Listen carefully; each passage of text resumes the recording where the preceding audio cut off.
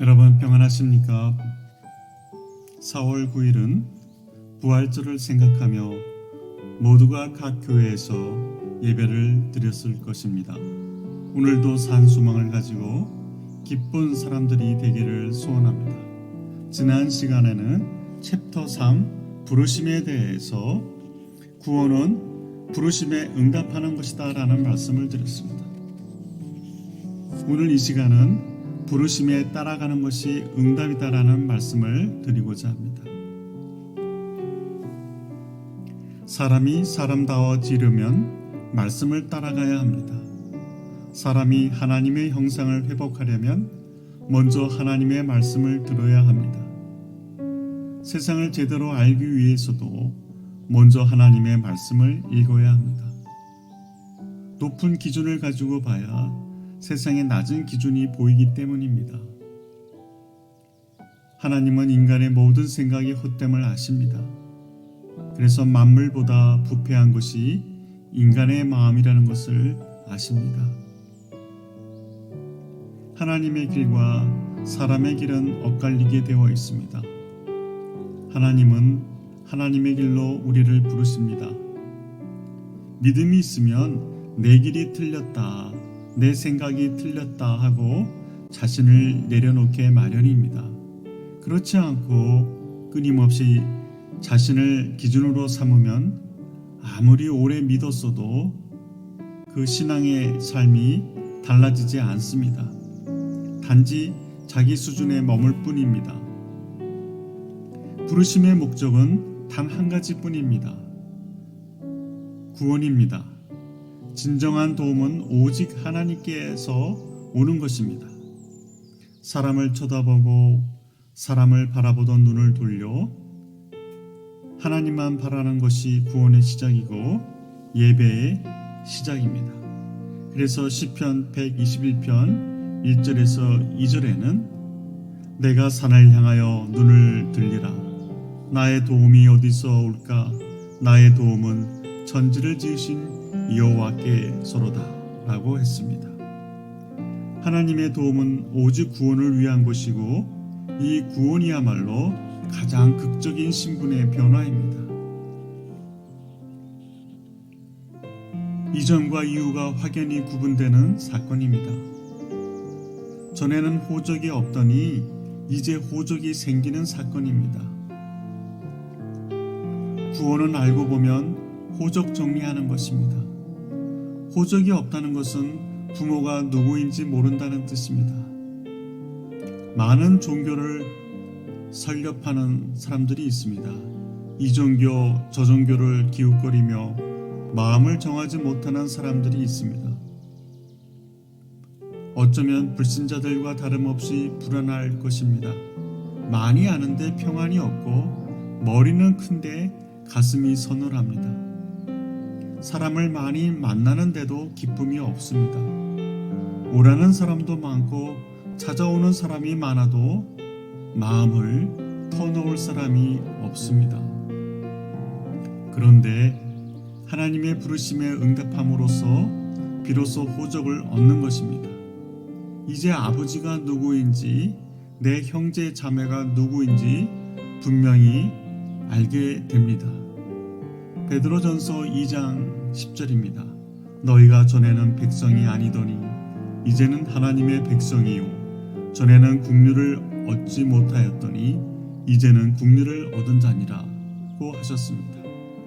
호적이 정리되면 마음이 달라집니다.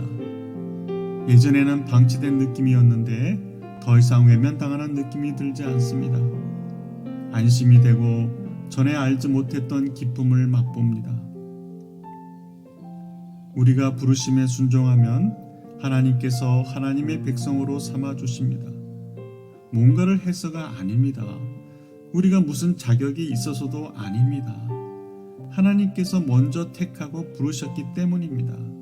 우리가 한 일이라고 부르실 때 그저 네 라고 응답한 것밖에는 없습니다. 하나님을 하나님으로 인정하고 하나님을 아버지라 불렀더니 그때부터 우리가 상상하지 못했던 일들이 시작되는 것이 놀라운 신앙의 세계입니다. 별로 애쓴 것이 없는 것 같은데 무엇인가 문이 열리기 시작하고 새로운 일들이 펼쳐집니다. 하나님이 당신의 자녀들에게 까닭없이 긍휼을 베풀기 때문입니다. 부르시는 하나님의 긍휼 덕분입니다. 긍휼이란 하나님이 우리에게 얻을 거에 있어서 부르시는 것이 아니란 뜻입니다. 이것이 사람의 부름과 다른 점입니다. 사람들은 우리한테 얻을 게 있어야 부르고 찾습니다. 사람들이 우리를 부르는 까닭들은 무엇인가를 요구하기 위함입니다. 나를 부르는 그 사람들을 따라가 봐야 대개는 헛수고입니다. 어느 목사님이 사람이 좋아 사람들을 따라가던 때가 있었다고 합니다. 중학교 때 친구를 하도 따라다니니까 그 목사님의 할머니가 너는 부모를 팔아서 노자를 삼아 친구 따라갈 놈이구나 라고 말씀하실 정도였다고 합니다. 친구가 약값이 없다고 해서 어머니의 금비녀를 몰래 팔아서 돈을 만들어 주기도 했다고 합니다. 매일같이 그 목사님은 친구들과 어울려 술독에 빠지다시피 지내기도 했습니다. 떨어지는 칼과 타락하는 친구는 붙들지 말라는 말이 있습니다. 친구의 부름에 일일이 응답하다가 아주 오랫동안 그 목사님은 허랑방탕한 시간을 보냈다고 합니다. 그렇습니다. 긍휼을 얻는다는 것은 하나님께서 불쌍히 여기신다는 뜻입니다. 구원이란 하나님이 사람을 불쌍히 여기시는 사건이며 불쌍히 여기셔서 자비를 베풀어 주신 사건입니다. 사실 그렇게까지 하실 이유가 없습니다. 그렇게 하지 않아도 하나님이 비난받을 일이 아닙니다. 하나님을 거부하는 사람들은 왜 세상이 이렇게 악한가 묻습니다. 그리고 왜 하나님이 악을 허용하느냐고 따집니다. 하나님이 악을 만연케 하는 원인입니까? 아니지 않습니까? 오히려 하나님 때문에 악이 이 정도로 통제되고 있다는 것을 모르기 때문에 하나님을 원망하는 것이 아닐까요? 사실 인류가 그동안 저지른 악과 범죄에 비하면 인간이 겪는 고통은 상대적으로 더 가벼운 것 아닙니까? 하나님이 날마다 분노하시는 것에 비하면 인간이 겪는 고통과 고난은 상대적으로 작다는 반론이 오히려 설득력 있는 것 아니겠습니까? 인간이 구해야 할 것은 하나님의 긍휼과 자비입니다. 불쌍히 여겨달라는 것입니다. 기도 중에 가장 간절한 기도는 불쌍히 여겨주시도록 매달리는 것입니다. 불쌍한 생각이 들면 없는 것도 주고 싶고 용서 못할 일도 용서해주고 싶습니다. 애절한 생각이 들면 내게 있는 모든 것을 다 주고 싶지요. 하나님께서 우리를 부르신 이유와 목적은 바로 그 때문입니다. 불쌍해서 부르시고 주기 위해서 부르십니다. 그러나 만약 하나님이 우리에게서 무엇인가를 빼앗아 간다 해도 하나님이 오르시다는 것을 믿어야 합니다. 내가 보기에는 부당하다는 생각이 들지라도 내가 옳은 것이 아니라 하나님이 옳다는 쪽으로 생각의 기준을 옮겨야 합니다. 왜입니까? 하나님의 부르심은 실수가 없기 때문입니다. 우리 눈에는 마치 하나님이 실수하시는 것 같아 보일지라도 우리가 틀렸습니다. 그래서 시편 94편 11절에 여호와께서는 사람의 생각이 허무함을 아시느니라 라고 기록하고 있습니다. 하나님이 아브라함을 부르신 이후에 언약 백성, 즉 약속의 후손들을 계속해서 부르십니다. 하나님의 부르심은 하나님께로 오라는 부르심이고 이 부르심이 곧 구원입니다. 하나님이 우리에게 긍휼을 베푸시면서 감사가 시냇물처럼 졸졸 흘러넘칩니다. 결코 야단스럽지 않습니다. 바울이 이 부르심을 묵상하다가 하나님의 뜻을 깨달았습니다. 로마서 8장 30절에서 32절 말씀입니다. 또 미리 정하신 그들을 또한 부르시고 부르신 그들을 또한 의롭다 하시고 의롭다 하신 그들 또한 영화롭게 하셨느니라. 그런즉 이 일에 대하여 우리가 무슨 말하리요? 만일 하나님이 우리를 위하시면 누가 우리를 대적하리요? 자기 아들을 아끼지 아니하시고 우리 모든 사람을 위하여 내주신 이가 어찌 그 아들과 함께 모든 것을 우리에게 주시지 아니하겠느냐라고 바울이 깨달았던 것입니다. 하나님은 부르심의 믿음으로 응답하는 사람을 의롭다고 하십니다.